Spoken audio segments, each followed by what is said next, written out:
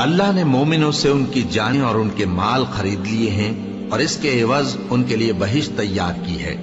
یہ لوگ اللہ کی راہ میں لڑتے ہیں تو مارتے بھی ہیں اور مارے بھی جاتے ہیں۔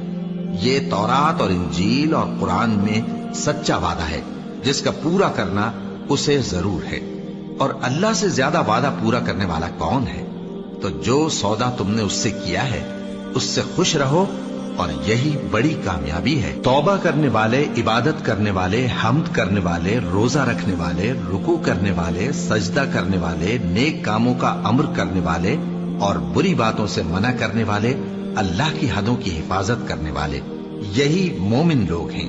اور اے پیغمبر، مومنوں کو بہشت کی خوشخبری سنا دو۔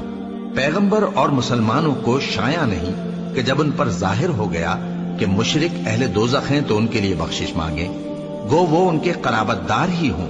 اور ابراہیم کا اپنے باپ کے لیے بخشش مانگنا تو ایک وعدے کے سبب تھا جو وہ اس سے کر چکے تھے، لیکن جب ان کو معلوم